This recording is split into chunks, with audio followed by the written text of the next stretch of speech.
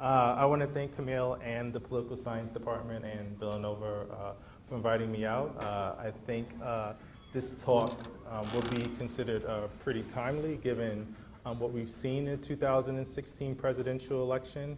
I got to be honest, when I first started this project when I was in grad school in 2007, most people weren't interested in anger. They thought I was like out in left field. At that time, the emotions that people were really interested in was anxiety, and that's a lot to do with 9/11, and people were interested about how anxiety related to terrorism impacts people's judgments and behavior.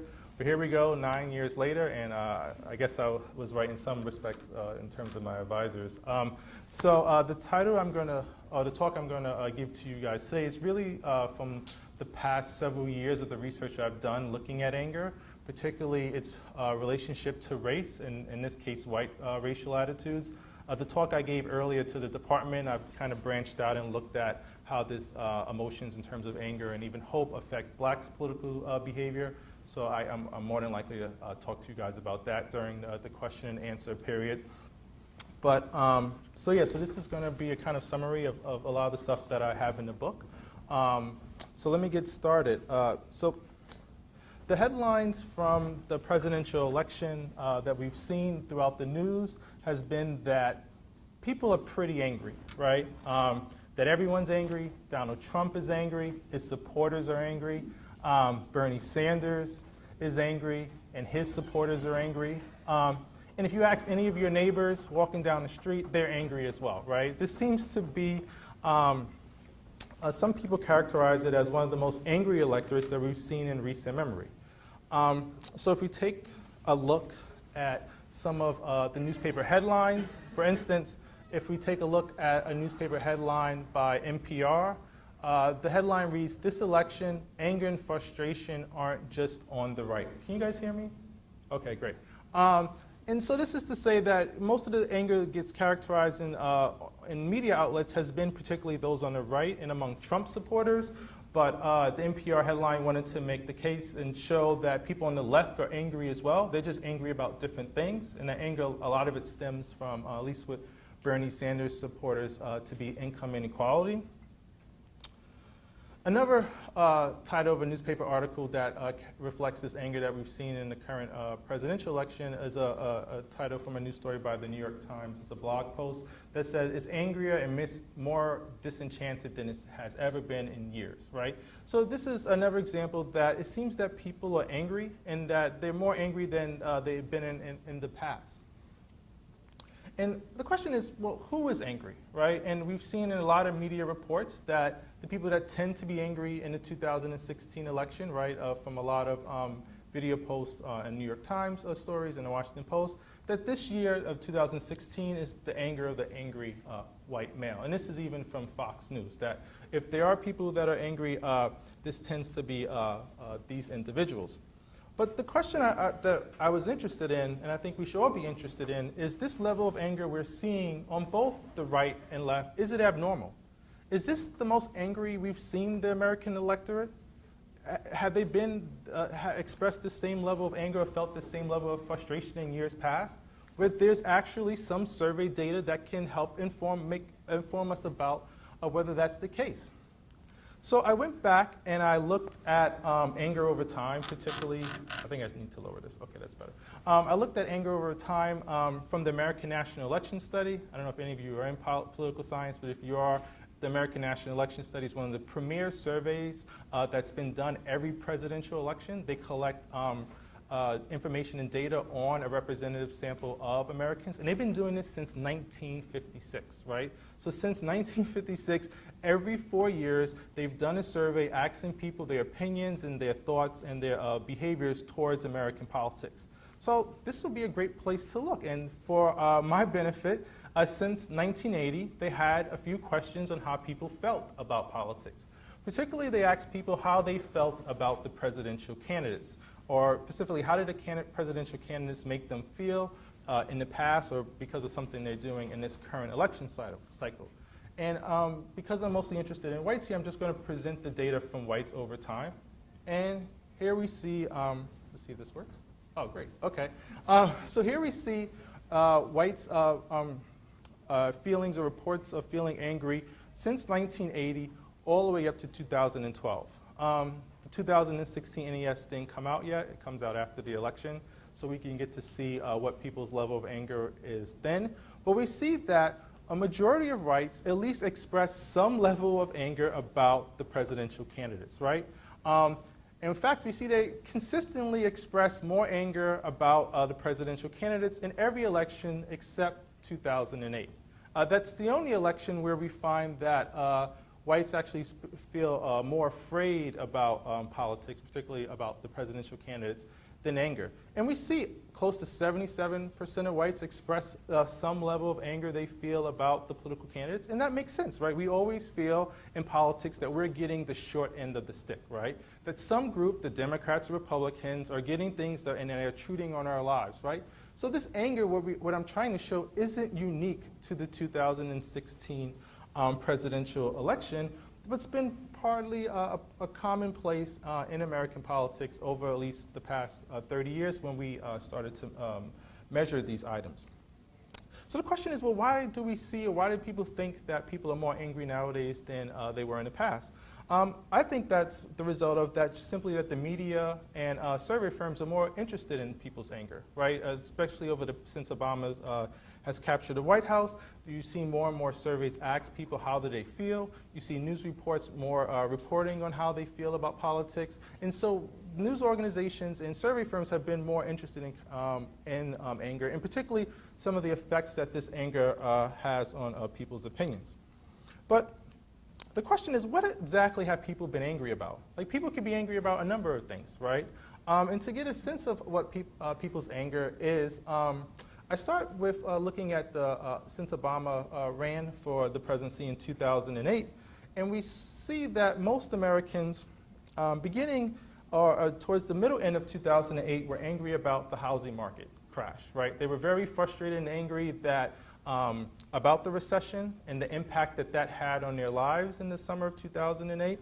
In fact, there was an ABC's Washington Post poll that asked people how angry they were, and what they found was that 70% of Americans were angry at the role that the banks played in the economic recession.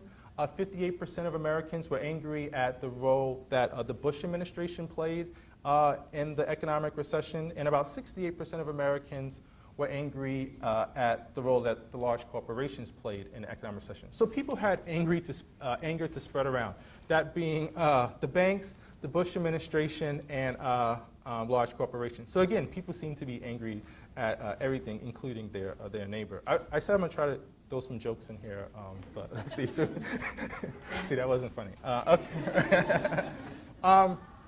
But shortly after the 2008 economic downturn, we saw that most Americans, I don't know if you remember, began to be angry about something else in the summer of 2009, right? Most Americans were angry about healthcare reform, and they still are, if you looked at any of the recent presidential debates. We saw this anger spewing out of town halls, where you saw these large public demonstrations where people were angry and chanting that Obama's creating death panels, right? That is basically government intruding on their lives, and that there won't be any more health care. But we also didn't see anger only about health care reform for people on the right. In fact, there was a Kaiser Health tracking poll that found that, yes, 2/3 of Republicans were angry about health care reform. So about 66% of them, when you asked them, does health care or Obama's health care reform law make you angry? They said yes. But Democrats were also angry about health care reform, right? The question is, why were Democrats angry about health care reform if it seems to be that this was a policy that they supported? In fact, they were angry, and Data Scotch poll at Harvard and some of her work shows that they were angry that the health care reform bill didn't go far enough, right? That the public option was taken off, that this was an issue that a lot of progressives wanted, and that Obama and the Democrats compromised when they felt they didn't need to. And so a lot of their anger and frustration was directed towards, the taking off of the public option. But given that we see that most Americans, there was a lot of anger revolving around health care reform, We also saw a lot of anger, or we still see a lot of anger in this 2016 presidential election. And this election is unprecedented in a number of ways, but one way I want to show you that it's not unprecedented is that in the terms of level of anger that people express. As I showed you in that American National Election panel survey over time, most Americans fairly express anger. And that effect, even though that was shown among whites, other groups like Hispanics and African Americans also express high levels of anger as well. It seems that anger is an emotion, I'll talk about this in a few minutes, that most people want to feel, right? And the reason why people want to feel angry is because they feel like they have control over effectively influencing the outcome. Nobody wants to feel anxious. You don't know what's going to happen. You're uncertain. So anger is an emotion that a lot of people like to feel. But one candidate, which is unprecedented, which rarely you see, took on the anger mantle, right? And that's, I don't know if that's him angry, but this is a picture I just found off Google. But he proudly took on this angry mantle. And I think this is unprecedented because most candidates don't want to be perceived as angry. They want to be perceived as reasoned, thoughtful, being calm, and have the right temperament. We kind of constantly hear that during the debates, how each candidate believes that they have the right temperament, and it's the other candidate that's angry and can get upset very easily. But Trump explicitly stated during a Republican primary debate, when asked about, I believe it was Fox News, was conducting the debate, and one of the moderators asked Trump, you know, given all the angry rhetoric that we see out in the country, is this really good for us? Do you think this is really how we should be talking about politics? And this is what Trump had to say, right? He said, I'm very angry, right? Our country's being run horribly to the ground, and I gladly accept the mantle of anger, right? So this is completely different than how other presidential candidates, particularly Barack Obama, he shied away from being angry. He never wanted to be perceived as being angry. In the few circumstances when he did be perceived as being angry, particularly about the Henry Louis Gates arrest, he was criticized for it. John McCain wanted to always seem reasoned and calm. Even Mitt Romney, right? So this was one of unique, and for a lot of reasons, this presidential election, is that Trump gladly took on the mantle of being the angry candidate. But the question is, what are Trump supporters mostly angry about? And to answer that question, there was, fortunate for me, there was a Rasmussen poll in August 29th of 2016 among likely voters. And what they find is that 90% of Trump supporters, and the black hair represents people who support Trump, and the gray hair represents people who support Hillary Clinton, they find that 90% of Trump supporters are angry at the federal government, right? They think the federal government is the cause of all their problems. They think that they're responsible for any negative effects that they have in their lives in relationship to government, where Clinton supporters necessarily don't have that same level of feelings towards the federal government. But it's not, that doesn't mean that Clinton supporters are less angry, right? They're just angry about different things, right? And what they're angry about is the role, or particularly about large corporations. Yeah, that corp stands for corporations. They're more likely to be angry directed at corporations, and I think this largely reflects liberals and Democrats and progressives, more specifically how they feel about the income inequality in this country and how corporations have contributed to that growing income inequality. So we do also see that both Clinton and Trump supporters, and this doesn't seem obvious given a lot of the research to show how ineffective Congress is, right? They can't even get a budget bill passed, right? Through Congress, right? They've had to actually shut down the government because of this. And both Clinton and Trump supporters think that they feel equally angry towards Congress. So as you see, Trump and Clinton supporters do feel angry, but they just feel simply angry about different things. So given all of this anger that's out there, you know, everyone's angry, including their neighbor, I was interested in, and my research has been interested in, what are the consequences this anger has on people's decisions in terms of politics, particularly their policy positions and their willingness to vote for particular candidates. And more importantly, I wanted to see what the consequences anger has on people's views about race, right? And I'm going to make this argument, some people believe it's a controversial argument, about how strong the link is between anger and whites' ideas about race. That these two things are infused in people's memory, that when you make people angry, it can simply bring their thoughts about race to mind, even if they might not even be aware of it. So most of my talk today is going to be showing you research and building an argument how anger can cause race to play a more important role in whites' political decision makings. But I'm not the first scholar to look at what makes race more significant in politics. There's been a lot of research to show that the presence of group threat, in which essentially are racial and ethnic cues, can activate whites' racial attitudes. So when we, the classic example is done by, it's not a classic, but the most recent example is done by work by Don Kinder and Cindy Kam in their book Ethnocentrism.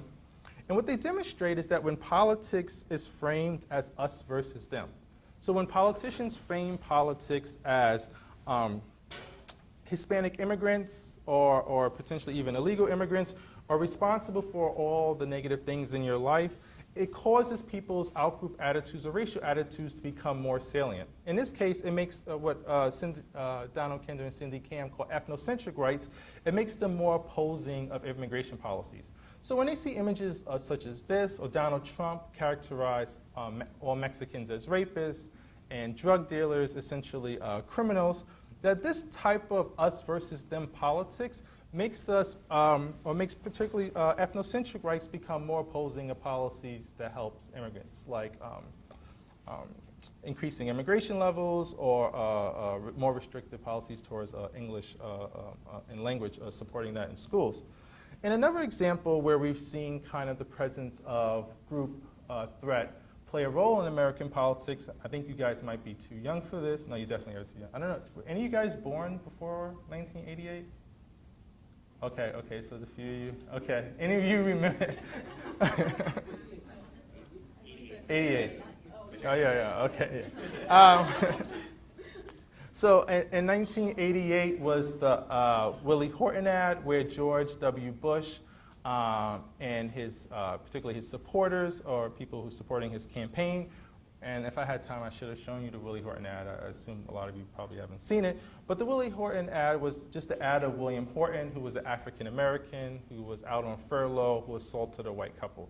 And this became a main or important part of the 1988 presidential election. Like, who would have thought furloughs would have been a big part of the 1988 campaign? Well, George Bush and Lee Atwater made it a big issue. And by invoking this racial and threatening imagery, it actually helped Bush capture the White House.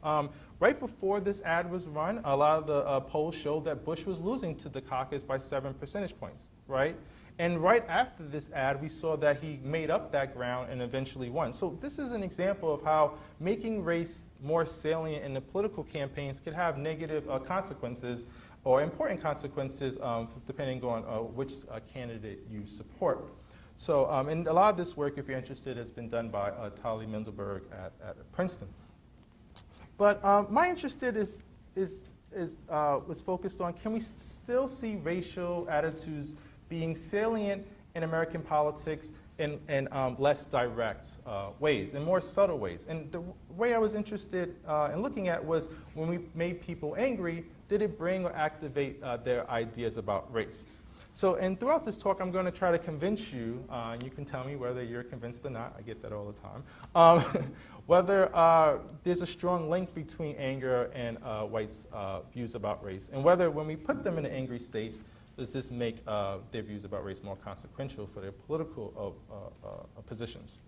So throughout the talk, I'm going to answer 2 questions, right? And the first question is, like I just stated, does anger activate white racial attitudes? And I'm going to talk about the type of racial attitudes that I'm interested in. And my main argument is that racial thinking in American society is so ingrained through anger, through this feeling of anger, that you don't need racial and ethnic cues for race to play an important role. You can simply make people angry, and they're going to find ways to oppose the outgroup. I mean, I make this argument about minorities, but we see this with people who are obese, right? We see this with people who have health deficiencies, right? We tend to blame them and attribute them responsible for anxiety. Psychologists refer a lot of this to scapegoat theory. But because of this, I'm interested also, my second question, is people's, or particularly whites' position on racial policies more divided by racial attitudes because of anger? So the argument I'm making throughout this talk is not that it only pushes people who would be considered hostile to racial and ethnic minorities to be more opposing of these policies, but it also has an effect among people who would be considered racial liberals. They're also angry about race, but they're angry about different things, and I'm going to talk about that. So it's essentially pushing the two groups in opposite directions. But before we can understand why anger and people's attitudes about race are tightly linked together, I think it's important for us to understand like, why do people experience anger? Like, what leads people to experience these emotions? So to help us understand how people come to an emotional experience, there's a lot of research in psychology, referred to as cognitive appraisal theories of emotion, that helps us understand how individuals like ourselves experience these discrete emotions. And what they argue is that how people appraise their environment in relation to their personal well-being determines the type of emotion they experience. So let me give you an example. So people are more likely to experience anger if we feel certain who's responsible for the negative offense. So we know who's blameworthy for some offense against us, and we believe our response is likely to effectively control the problem, right? So when we feel angry, we know who's blameworthy, and we feel like we can reduce our anger or cope with our anger by taking action against them. And a lot of the research has shown that when people are angry, it leads to more heuristic processing. And heuristic processing is that people are just more likely to make more snap judgments. They're more likely to stereotype. When you're angry, you're less likely to be open to new information. You're less likely to consider the other side's point of view because you feel like strongly that your position is the right position. And you're more likely to confront those, like I said, who's responsible for this negative offense, even in very violent ways. Like there's research I was talking to the political science department about that in studies in Africa, when they make people angry, people are more likely to support violence against other ethnic tribe members. So in summary, what a lot of the research shows that anger leads to aggression without much thought, right? That you're really to go fight that person without really thinking about it. On the other hand, fear or anxiety is experienced when we feel threatened and we're uncertain of what happened and will happen in the future. So this anxiety is that we feel this negative state or this threat, but we just don't know how to reconcile it. We just don't know how to overcome this negative emotion. And as a result, a lot of the research shows that when people are fearful, they're more likely to do systematic processing. They're more likely to be more highly cognitively engaged. They're more likely to consider other people's points of view. They're also, in some cases, more likely to learn. Specifically, they're more likely to learn when they think that information is useful in overcoming the threat. And they're more likely to participate in risk-averse behaviors. As a result, they're more likely to gamble. So if they do engage, they're most likely to engage in low-cost and low-risky forms of participation. So using this emotional framework, a cognitive appraisal theory of emotion, my argument is that these type of blame appraisals that people make that leads people to feel angry is central to how we think about race, right? In this case, I'm focusing on whites, but I think even blacks and other ethnic groups also, these blame appraisals are central to how they think about race. So one of the main arguments I'm going to make here is that these blame appraisals are at the center of the contemporary debate on race. So let's take, for example, people who the research considers to be endorse this more subtle view of racial prejudice. These people tend to, a lot of researchers consider these people to score high in this racial resentment scale, and I'll talk about that in a second, where their views about race really stems from that the reason that we have a problem in race in this country is just really attributable to the group themselves. It's their character flaws. That's the reason why the two groups aren't more on equal footing. So, and I'm not the only person to argue this. A lot of work by other political scientists and psychologists have made this point.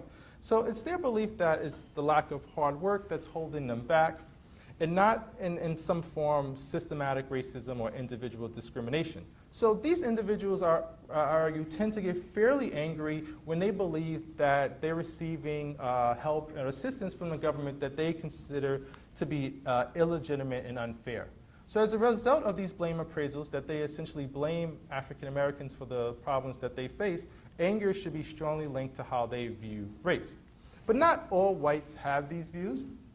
There are also some whites that hold more sympathetic and positive views of African Americans.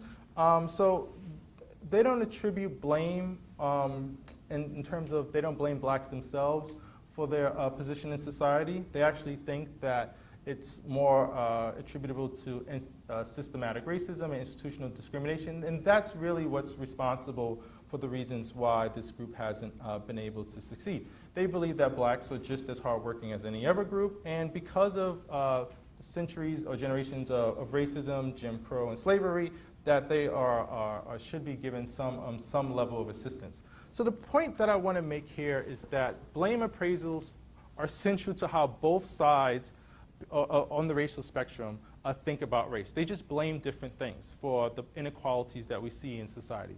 People who tend to hold this more subtle racial bias that Don Kinder and David Sears call racial resentment, they just attribute the faults to the group themselves.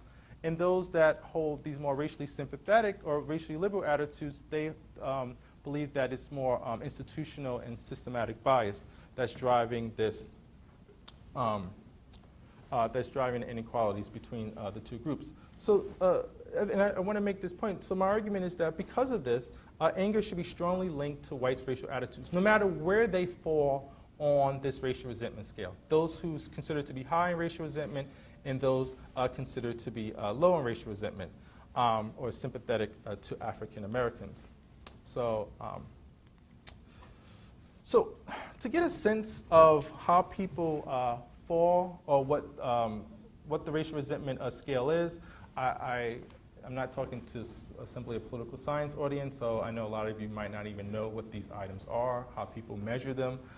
So I just wanted to give you the 4 items that Donald Kinder and David Sears used to capture racial resentment or this more subtle form of prejudice. And I should be honest that this measure has received a lot of blowback. Like, this is not a measure that a lot of people think is capturing prejudice. And people like Paul Snyderman and others have criticized this measure for several reasons, so I should make you aware of that. And the criticism that they level at this measure is not that Snyderman doesn't think that racism exists, it's just how the distribution looks when people answer this question. That upsets people like Paul Snyderman, and that's the reason why he doesn't believe it's as capturing racial bias. So the 4 items that people use is one, and these are just whether they strongly agree or strongly disagree with these items on a Likert scale, and I could talk more about them during a Q&A if you're interested. But one is that just whether generations of slavery and discrimination have created conditions that make it difficult for blacks to work their way out of the lower class. It's really a matter of some people not trying hard enough. If blacks would just try harder, they could be just as well off as whites. And other ethnic groups overcame and worked their way up. Blacks should do the same. And over the past few years, blacks have gotten less than they deserve. So a lot of the criticism about these measures,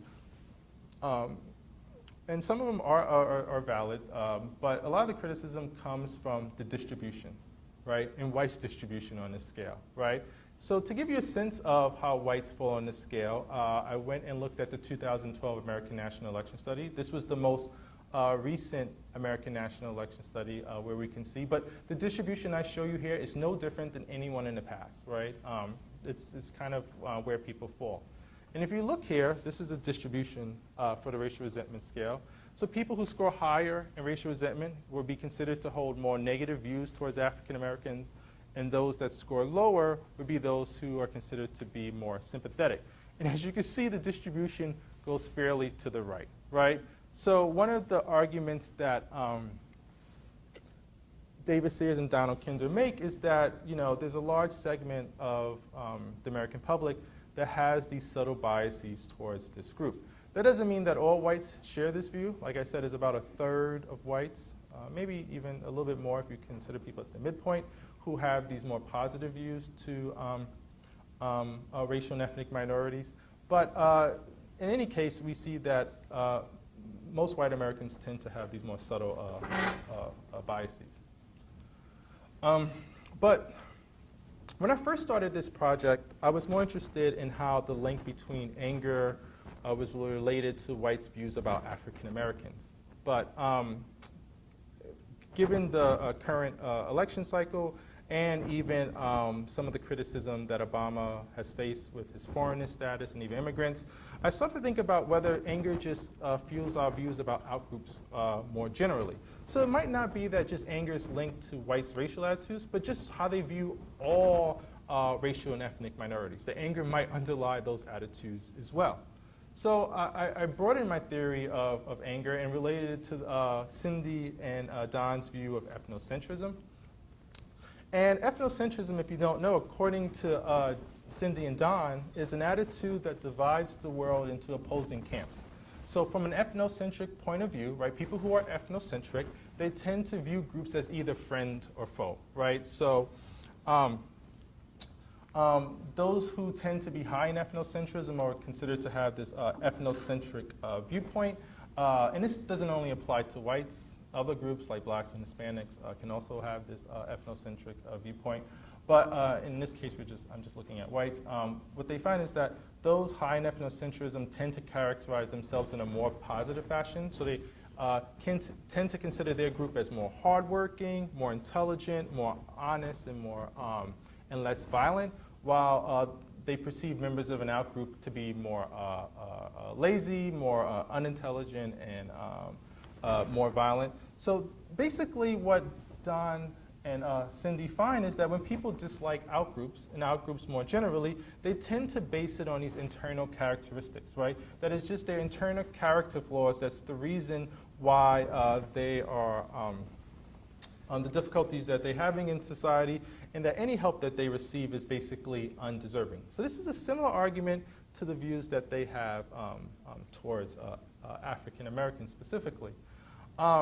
So since members of the outgroup fail, or the people believe that since members of the outgroup fail to subscribe to the values of the in-group, they are typically to be blamed for their misfortunes, right? So one reason we justify our dislike for groups that are different than us, right? It's just their fault. So if I'm skinny and there's people who are overweight, the reason I just don't like those overweight people is just if they just exercised more and they did things to help themselves better, that's different than me, they would have a better life. We wouldn't have to have all this funding for obese or overweight people.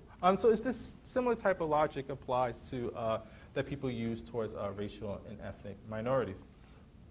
So I argue that people who tend to be more ethnocentric are more likely to consider blacks and Hispanic immigrants, to blame them for their lower position in society, similar to the argument I made about racial resentment. And those who are low in ethnocentrism, right, those who don't adhere to this ideology at all, again, they're going to think that bigotry and discrimination is responsible. So again, blame is an important part of their viewpoints. They just blame different things. So as a result, I suspect that anger should also be linked to these more group attitudes that not only relate to blacks, but what Cindy and Cam refer to as prejudice broadly conceived. So to give you a sense how scholars have used to measure ethnocentrism, here's an example of what people have used. They use the stereotype measures, but in this case, I'm going to be looking at the feeling thermometers. And the feeling thermometer scale essentially asks respondents how they feel about groups in society. And the question is the following. We would like to get your feelings about some groups in American society. When you see the group, please rate it with what we call a feeling thermometer. And by typing a number from 0 to 100, on this feeling thermometer, ratings from 0 to 49 means you feel cold, and ratings above 50, between 51 and 100 means that you feel warm towards these groups. And so what researchers have done is used this measure, particularly the difference in this measure between whites and outgroups, to capture ethnocentrism.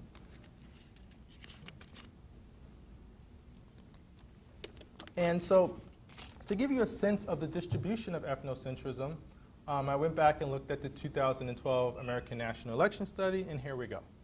So here's the distribution of ethnocentrism. So I don't know if I told you, I tore my Achilles, so if I'm limping, it's not that my leg fell asleep, it's that I injured myself. See, this is me trying to be funny again.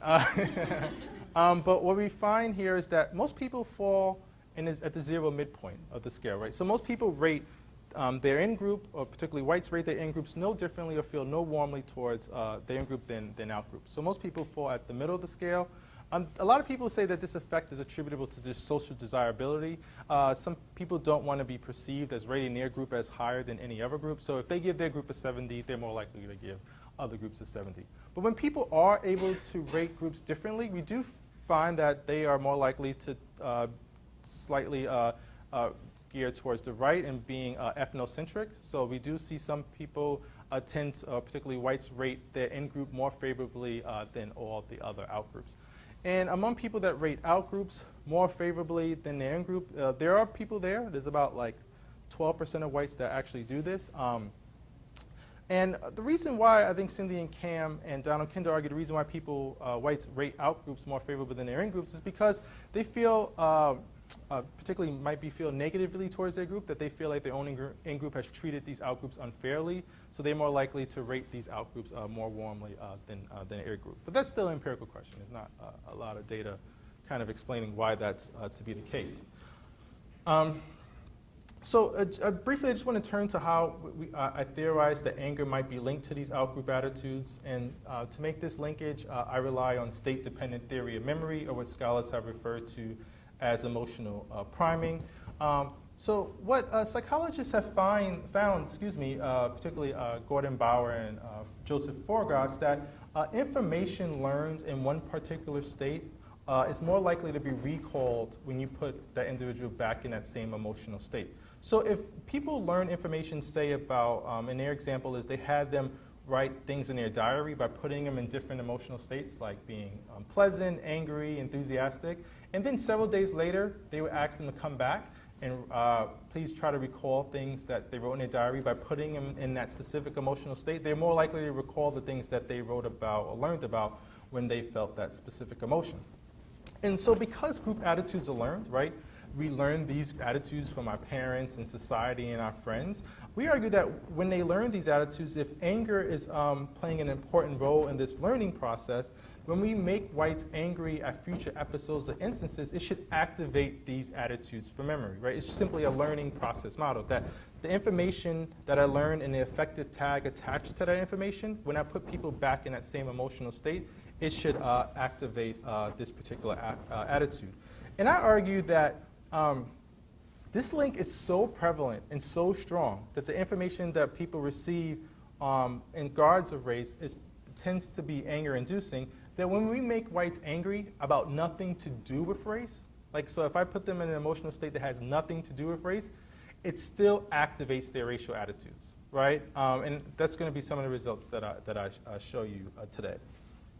So the main hypothesis that I'm going to test throughout this work is whether putting whites in an angry state to have nothing to do with race still makes race play a larger role in their evaluations of policies that they think would help racial and ethnic minorities. This is pretty, this doesn't tell a pretty good picture, unfortunately, but it's important to see whether this is, if there's any evidence to it. So, like I said, since I argue that anger and white out-group attitudes form a strong bond, I expect that experiencing anger should make these group attitudes more accessible in their minds. Okay, so to test this, a lot of the research that I do is experimental. So I ran several experiments throughout the past several years, and I'm going to talk more about this. Now I'm going to show you data and what actually people wrote about, so that might be fun to some of you.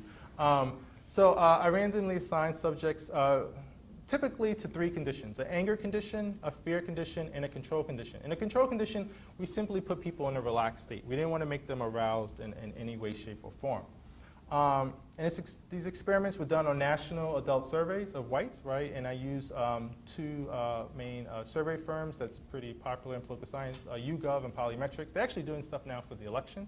But back then they weren't as popular. And knowledge networks as well.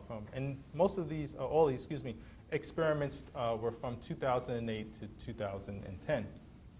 The experiments were conducted over 2 waves, and I'll talk a little bit more about that.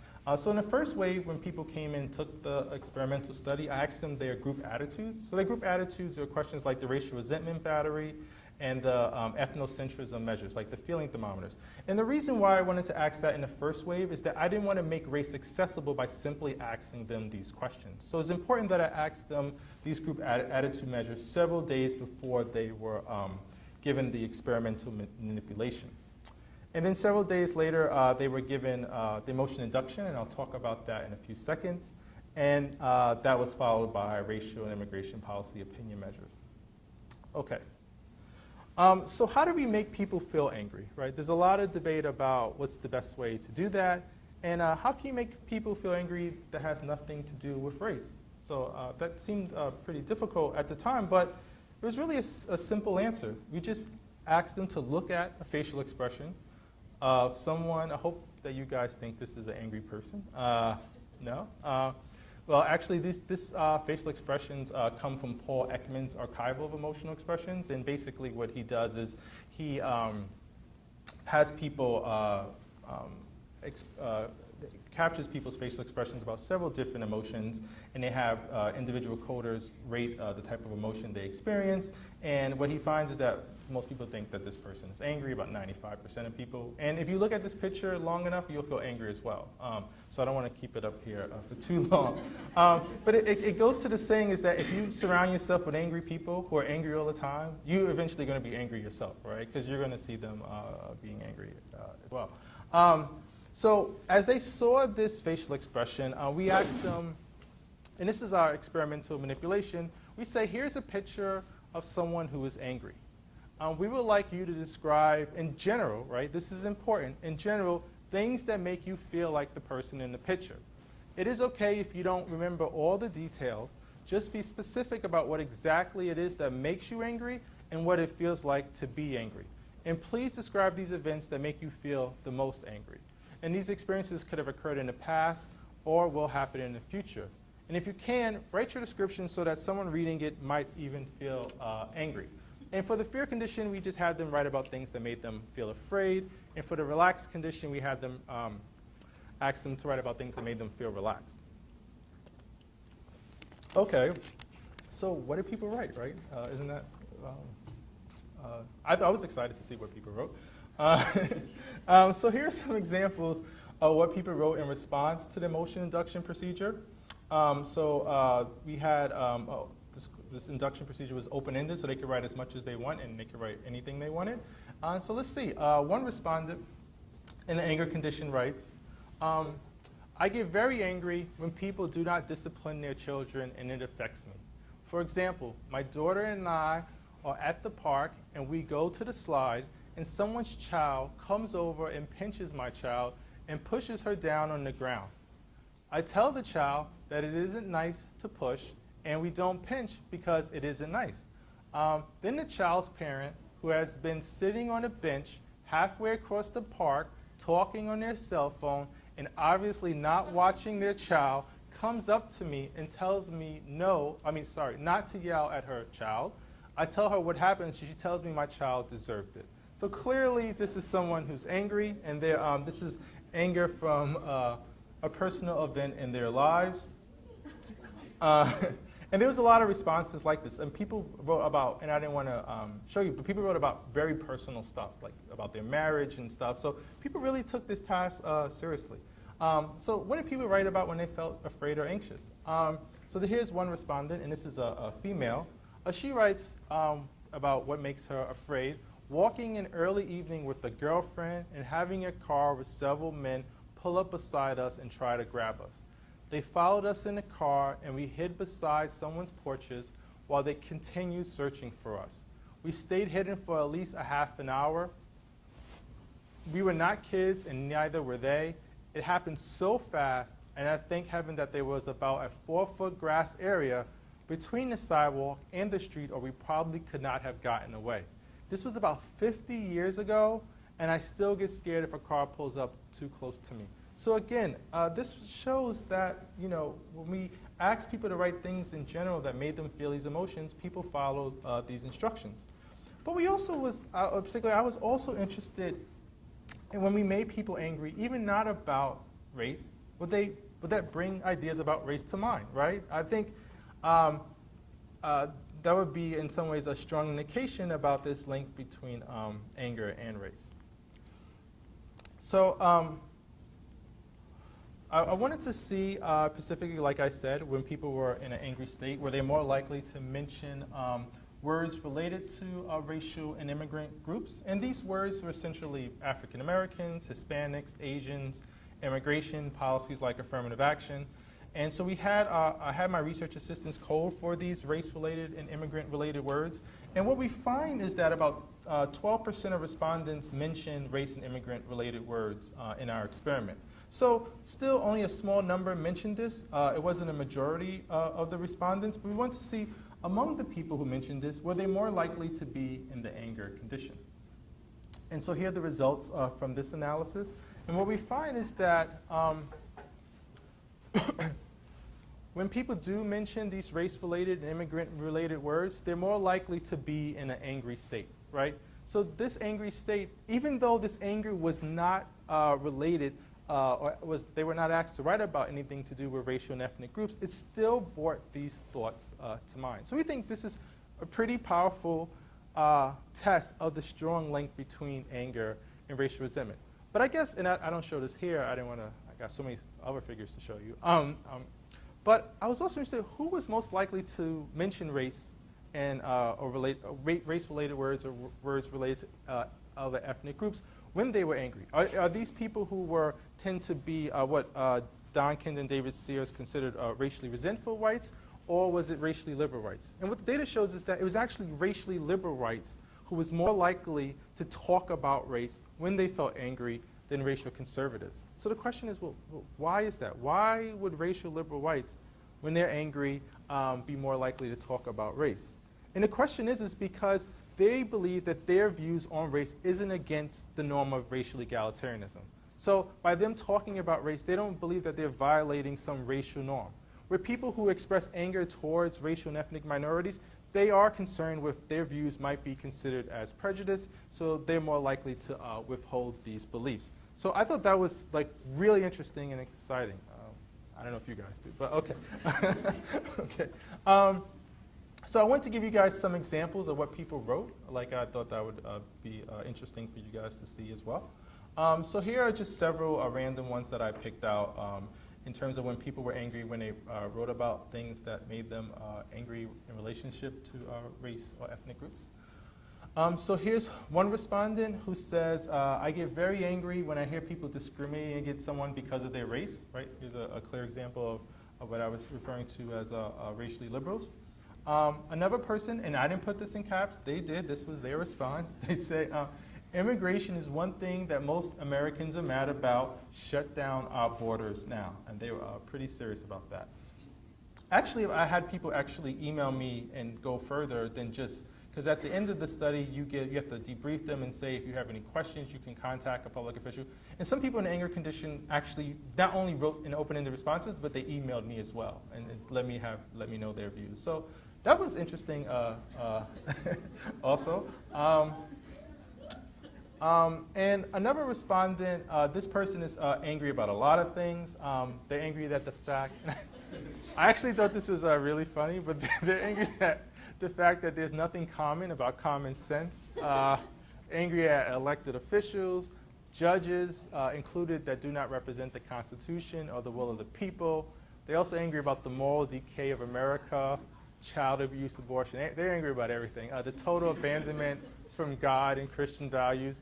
But more for my interest, which I never thought people got angry about this. They're angry about unprotected borders. And that's something that people do often get angry about. But the need to press 1 on the telephone for English. I didn't know that made people angry, but obviously this makes this individual angry.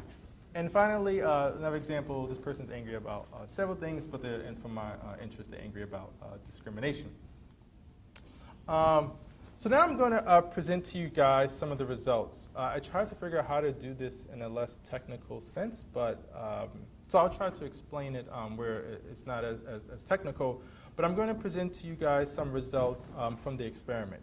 And the first set of results, we're going to look at people's positions on racial policies. So we're going to look at their positions on whether their views about affirmative action, the Confederate flag, federal aid to blacks or federal government aid to blacks. And these are measures that a lot of people have used to measure racial policies. And what I end up doing is creating a racial policy opinion index. So, and I'm going to explain exactly what these results mean.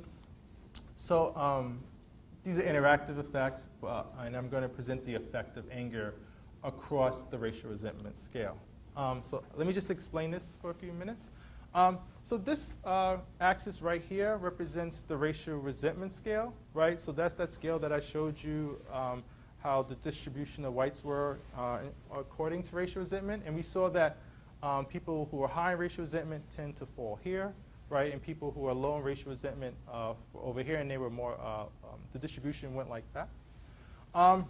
If we look here on this axis, the higher the value means the more opposition they have towards racial policies, the more likely they are to oppose affirmative action, more likely they oppose federal aid to blacks. And the lower value here means that their support for the racial policy. And this effect here is just a marginal effect of anger across racial resentment. And what that means is just that's the difference between people being in the anger condition and the control condition and what their position is on the racial policy opinion index.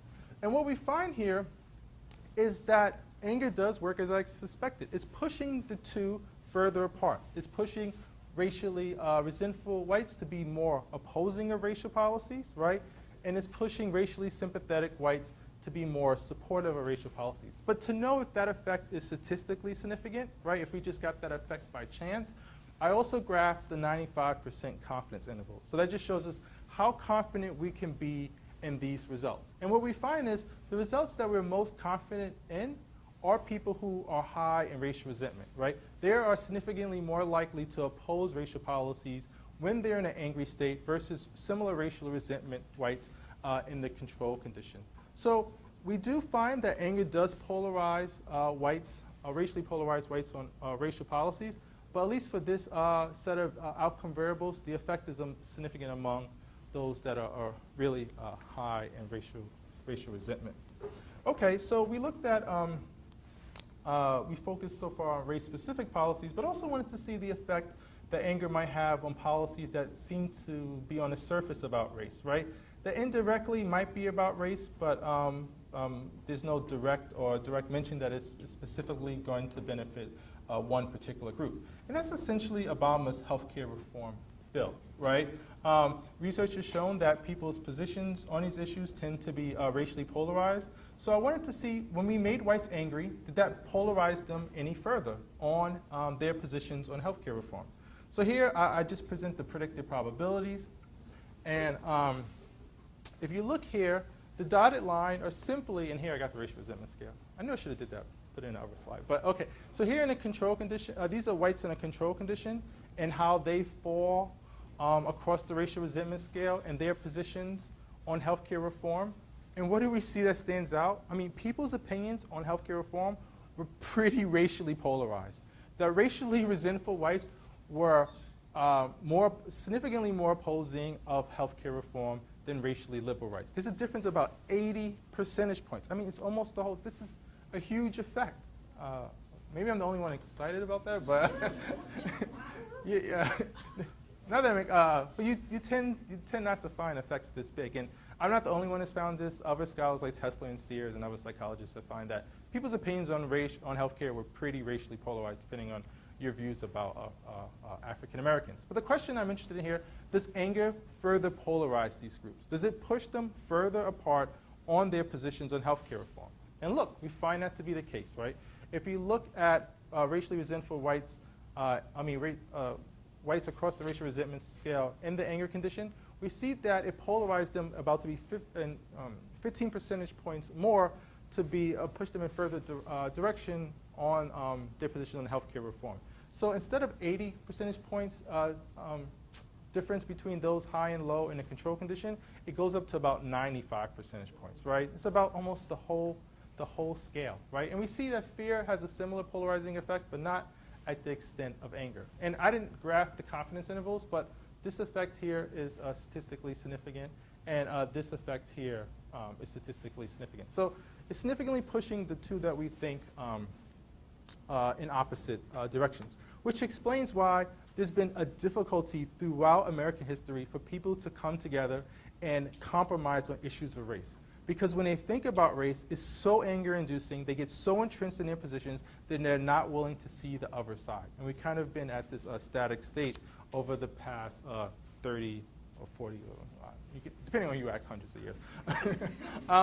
But there's one argument that maybe it's just that not anger polarizes people on racial lines. It can maybe polarize people on ideological lines as well. So maybe anger just doesn't have this effect on how people fall on the racial resentment scale, but also how they fall on political ideology. We might see when people are angry and they're conservative, they become more opposing of healthcare. And when we look at liberals, when they're angry, they become more supportive of healthcare. And I might be wrong that it might not be that anger is really strongly linked to racial attitudes. It's just linked to how people think about politics more generally. So I show you the same graph in their positions on healthcare. I didn't show you on racial policies, but I get the same effect here. So again, this is the probability of opposing healthcare reform. And this is across the liberal and conservative ideology, right? And what we see in here, sorry, I don't know why I'm so happy here, but people on the left are considered to be liberal. People on the right are considered to be conservative. This is just recorded on a 0 to 1 scale. And people here in the middle are considered to be moderate. And here we see that people's opinions on healthcare are pretty divided along ideological lines. There's about a 65 percentage point difference between those who are strongly conservative than those who are strongly liberal. So it's not that only race is affecting people's evaluations towards healthcare reform, so is their ideological principles as well. I'm not trying to make the argument that race is the only way to have positions on these issues. But the question is, when we make them angry, does it polarize them either further, right? Does it show that maybe this effect of anger is not just linked to racial attitudes, but race-neutral attitudes as well? And that doesn't seem to be the case, right? Anger does not push conservatives to be more opposing of healthcare reform, and it doesn't significantly push liberals to be significantly more supportive of healthcare reform. In fact, if any emotion has an effect on ideology, it's fear. Fear does make liberals, and this difference is significant of about, I think, 12 percentage points. It's significant in the fact that fear does make them liberals more supportive of healthcare reform. So why might that be the case? Why might liberals, when they're afraid, be even more supportive of healthcare reform than they are when they're not feeling afraid?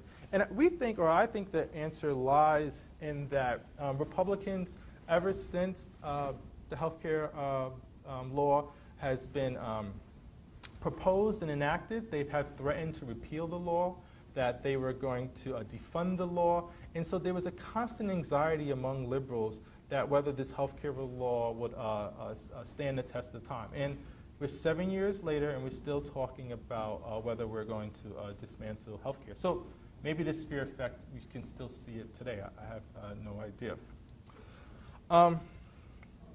Okay, so far I showed you the effect that anger has on people's views towards African Americans and whether that makes them more racially polarized, right? And that's kind of an explanation about why we see that the people are less willing to compromise on this issue. But I still wanted to know whether anger had a similar effect on ethnocentrism. So it's not that anger polarizes people just along their views towards African Americans, but other racial and ethnic minorities as well, such as Hispanics and Asian Americans. So here I'm going to just present the results for racial policies across the ethnocentrism scale. And I'm not going to spend too much time on this, but again, this is higher values mean opposition to racial policies, lower values mean support for racial policies, and we see a similar effect, right? Anger makes ethnocentric rights, there's a few of them I will admit, where the effect is significant, but it does push them to be more opposing of racial policies, and those who are low in ethnocentrism it makes them more supportive. So again, anger is polarizing whites' views on racial policies depending on if they're on the right or left-hand side of the ethnocentrism scale. Fear, it has no effect, right? Fear isn't doing anything when it comes to ethnocentrism. And next, we're going to turn to immigration policies, and I believe this is the last figure. Oh no, yeah, this is immigration policy. Actually, I have one more figure. I apologize about that. We see a similar relationship. The anger polarizes these individuals. Anger makes those high in ethnocentrism to be more opposing of immigration, and those low to be more supportive. And again, there's no significant effect across the fear condition. I should admit, there's only a few people here that the effect is significant, so that could be a criticism. But the question that I wondered if you guys had is that, well, maybe that your effect is being driven by the Obama presidency. Maybe it's that Barack Obama, because of the positions he takes, right, has really fused anger in people's ideas about racial and ethnic minorities, right? Because most of the experiments were done in between 2008 and 2010.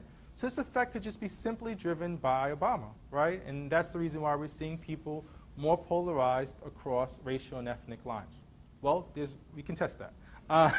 So to answer that question, I said, okay, well, let's go back and look at all of the data from 1992 to 2004. This is not when Obama was in office, right? We can go back and look at the American National Election Study.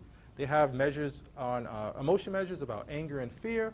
They also have the ethnocentrism measures, and they also have positions on racial and immigration policies. So if this effect is usually uniquely linked, to Obama, we shouldn't see the same relationship from any of the data from 1992 to 2004. Well, that's not the case, right? So when whites who report feeling angry, those who are high in ethnocentrism, and you see that it looks so much better here given the distribution. There's about 5,000 cases across the 1992 to 2004. So one criticism could have been, oh, well, your sample size was fairly small with the experiments, but here's 5,000 cases, and we still see the same relationship. But what we find is that when whites are angry and they're high in ethnocentrism, they become more opposing of racial policies. And when they're low in ethnocentrism, they become more supportive. So again, it racially polarizes across racial and ethnic lines these two groups. Fear, we do see somewhat of a polarizing effect, but it's not at the extent that anger has, and the effect is statistically insignificant. And lastly, we're going to look at immigration. I promise this is the last figure. And this is just the probability of decreasing immigration levels from 1992 to 2004. So people who score higher on this scale say they want to decrease immigration levels, and people that score lower on the scale say they want to keep immigration levels the same or increase it. And what stands out here, right? If you look at whites who express no emotion, they don't express anger or fear, yeah, they're pretty divided along immigration policies, right? But not to the extent when they're made or they report feeling angry. This effect has a huge polarizing effect, right? So ethnocentric whites, when they're angry, they're about 25 percentage points more likely to say we should decrease immigration levels. And there's an equally huge effect among those who score low in ethnocentrism. They are more likely to say we should keep immigration levels the status quo and or increase them. And it's important for me to point out, because I don't want to present any more figures to you guys, I look at it for each election year. Well, it could be one election year that's driving it. Maybe it's 1992, maybe it's 1996. It doesn't matter which election year I look at, the pattern is the same, right? It doesn't matter if it's 92, 96. I mean, some years, yeah, the difference does get bigger, but the difference is always statistically significant. So, in conclusion, wow, I talked for a lot. One, I think a lot of the research that I've shown is that anger does increase the impact of whites' racial attitudes and their attitudes about other racial and ethnic groups on policy opinions, that when we put these individuals in an angry state, it tends to divide them even further along racial lines. And I think if you remember earlier, when people are angry, they're less likely to compromise, they're less willing to hear other points of views. And I think because this anger is infused in how whites think about race, it's really been a problem in how we've had to address it. Actually, I didn't show this here, but when I make whites enthusiastic, the effect of race just goes down significantly, right? The difference is essentially flat. So if you make them feel good, they don't really think about race. It's only when you put them in this angry state. I don't know how that can translate into politics, because politics tend to be negative and contentious, but maybe you guys have some suggestions. And I think what's also important is that these anger-inducing events that we've seen throughout history, like taxes, expansion of government, basically any undeserved outcome, right, can cause whites to have more hostile attitudes or views towards racial and ethnic minorities. And it's kind of in some ways suggested or supportive of scapegoat ideologies, that when people feel angry or frustrated in their own personal lives, they find other individuals to take it out on. So I think this is probably one of the negative consequences of this result. But it also shows that there are whites, when they are made to feel angry, are actually going to come to the defense of these groups as well. So what does this mean for 2016? It makes me scared. And one, it makes me scared because a lot of the effects that anger has on people's racial attitudes has been in a very subtle way. But Donald Trump has shown that, you know, he doesn't care about the norm of racial egalitarianism, that he's okay with being really explicit about race, and he says that we need to stop being politically correct.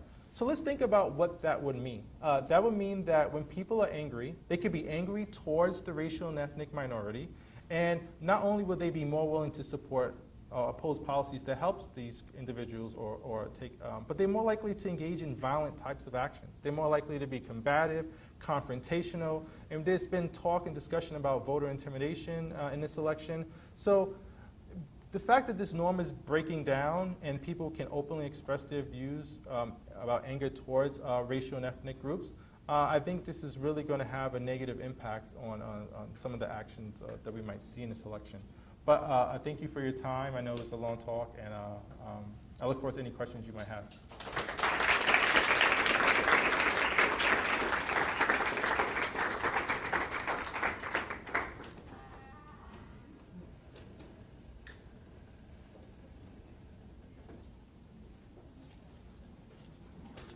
Sorry, left real fast. Oh, no problem. I normally get that reaction, so it's okay.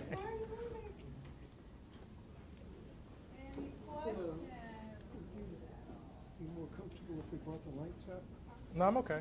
and you'll just field the questions yourself. Yeah. Any other questions? Okay, go ahead. What was your personal feeling about the history with the case of the young lady? Mhm. Did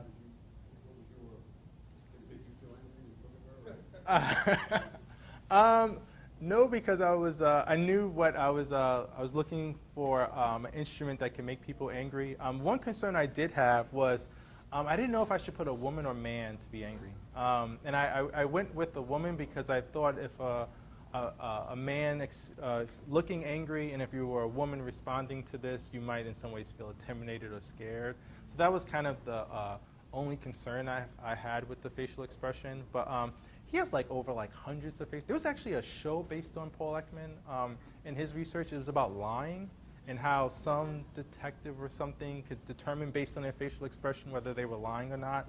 There's no evidence of that, but a lot of it was coming from the facial expression research and determining whether they were angry or sadness or afraid. But I didn't have any personal reaction to it. Okay. Sure, and right. Go ahead. Okay, please forgive me. I might not have understood the graphs well enough to be asking this question, so you can just say that's not relevant. No, But, sure. On the conservative opposition of healthcare, I was wondering if you might speculate, or if there's any research to suggest that the kind of extreme difference you're getting there has anything to do with socialism and extreme opposition to anything that could be perceived as socialist. You mean Using that term not in a technical sense, but in the sense in which anything that's supported by the federal government. do you mean this figure right here? Yeah. So you were asking why do conservatives are so opposing of healthcare reform?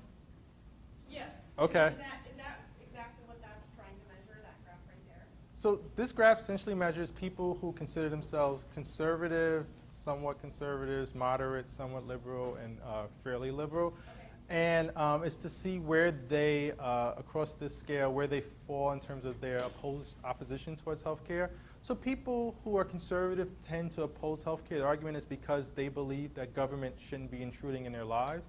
Government shouldn't be telling them whether they should have healthcare, whether they should, and there was questions about whether they should have to pay into healthcare, whether we should have this individual mandate. So a lot of the conservative ideas in terms of their principles driving it is just about the expansion of government and why they opposed healthcare, because they just thought this was another form of large government telling them what to do. I don't know if there's any evidence about whether it's just anti-socialism. I don't know if anyone's looked at people's socialistic views and their and how they fall on this kind of liberal conservative scale, but I just wondered if it was another kind of way of like measuring like in-group, out-group, like a strong conception of like we are not socialist, that thing is socialist. You know, so like I don't know if it can or could map in any relevant ways with like kind of racial group, in-group, out-group stuff. no, I mean, when people think about political ideology, it's more of kind of this more abstract principle about how politically how life should be, that it's about the role of government. They value individualism. They value free markets. These are people who tend to adhere to more conservative view, where people who are liberal are more likely to be strongly value egalitarianism and things of that nature. So, but I don't know. I just don't know of any evidence that speaks to this anti-socialist versus socialist view. Thank you. Sure. Okay, go ahead. I was wondering about the question of age for two questions. For one, Okay. this idea of competing identities, so like what identity matters more for what issue, Mm-hmm. and also this idea of like symbolic racism versus old-fashioned racism. This idea of old-fashioned racism pointing to a generational difference in how you view racism. So that was, if you had any insight about age in these terms. Okay. Those are all great questions, because I've actually looked at, like I said, I had a whole bunch of figures. I didn't want to give you more figures, but there is this debate about these whites having these kind of more symbolically racist or subtle views about race versus old-fashioned racist beliefs. And one of the articles that I've published has to look at what emotions might be driving these differences, and the fact that I do believe that these are two different views towards racial and ethnic minorities. And what I find is that disgust is more likely to drive these old-fashioned beliefs, because it's the belief that who adhere to blacks as biologically inferior or that they are a less able race. It really evokes feelings of contamination and disgust. That was kind of a lot driving segregation and Jim Crow, that they wanted to be separate and distanced from these groups. So when I didn't show this, but when I put whites in a disgusting state, when I asked them to write about all the things that make them feel disgusted, that people who are old-fashioned racists become more opposing of racial policies. So it shows how these different emotions could be linked to different emotional substrates. And a lot of people have kind of taken this work and looked at it in terms of the LGBT community and how feelings of disgust and contamination really drives opposition to gay marriage and other issues affecting this group, that some individuals consider this group to be have a sense of loathing of vile towards this group. And it's crazy. Some people have shown very disgusting images and seen that it's increased opposition to gay marriage. So that's what I found in terms of the differences between old-fashioned and symbolic racism. In terms of age, so I'm trying to think. Did I look at age? No, I didn't look at age. I looked at where would these effects be, where do we see these effects to be more pronounced? And it tends to be among Southerners, it tends to be among males, and it tends to be among less educated people. So you find much bigger effects between anger and symbolic racism among these individuals. The effects aren't as big in terms of women. And a lot of researchers show that the groups that are persuaded, particularly whites, when it comes to race, are typically to be women. That's why you see a lot of campaigns talking about the suburban woman and things of that nature. But yeah. Okay. So applying to the practicalities of your research, would you be recommending to campaign managers get your teams out there to the polls and get people happy before they go in? I mean, should we be cheering people on and handing them lollipops? What's the takeaway for you? The takeaway for me is that, one of the big takeaways is that race can enter into politics in ways that we might not think it does. So I don't really try to, my book and my other work doesn't really try to tell a nice story about American politics. It shows that race can enter in very subtle ways. And it's important to understand all the different ways that race enters into people's decision making, because there is a debate in political science and even, and it feels like well, maybe not as much as sociology, but econ, and that does race still matter in politics, right? Does race, Are people asking that this year? Not this year, because I haven't seen any research out yet, but there'll probably be somebody that will, or some scholars that makes the argument that it's really not race driving this, it's about conservative principles, right? It's just about, like, it's not that I have any negative view towards Hispanic immigrants, it's just that they're here illegally, right? That's my negative view. It has nothing to do with that group. If it was people from Scotland or Ireland and they were here illegally, I would be just as vehemently opposed to that group as well. It has nothing to particularly do with, and people have made that argument. There are papers out there that try to make, so that was kind of what I wanted to show. How can I reduce, every time I've tried to tell an optimistic story about race, the results don't show that. I could talk to you about some other research that I'm doing now. Me and a grad, do I have time still to talk? Okay. So me and a grad student, we wanted to see whether, particularly in this presidential election, whether calling out racism, because there's an argument that when candidates, particularly political candidates or even politicians, call someone else out for being racist, that people tend to be less supportive of that candidate. So think about the example of Paul Ryan. Paul Ryan calling Donald Trump like, man, this is pretty racist, you should calm down. Like, that should have an effect on people, particularly prejudiced whites, that they should be more likely to be less supportive of Donald Trump, right? So I was like, oh, wow, this gives me a way to really test that. If I have Paul Ryan or Ben Carson, people who endorse him, call Trump for being out racist, it should reduce the effect of prejudice. And you know what? It doesn't happen at all. It has no effect on prejudiced whites, that you cannot move them in their support for Donald Trump. And I think it speaks to this time that we're in, that it's just there's a breakdown in this norm of racial egalitarianism, that people just really don't care about being what they consider politically incorrect. So in that study, I was trying to tell a more like, this election is bad, but it's not that bad. Paul Ryan being, he's keeping some of the people in check, right? By calling, like, it would reduce the, nope, it didn't have any effect. So that was depressing again, but but I think it's important to understand the type of role that race plays in American society, and when do we see the effect to be more exacerbated, and when do we see it decrease? So, any other questions?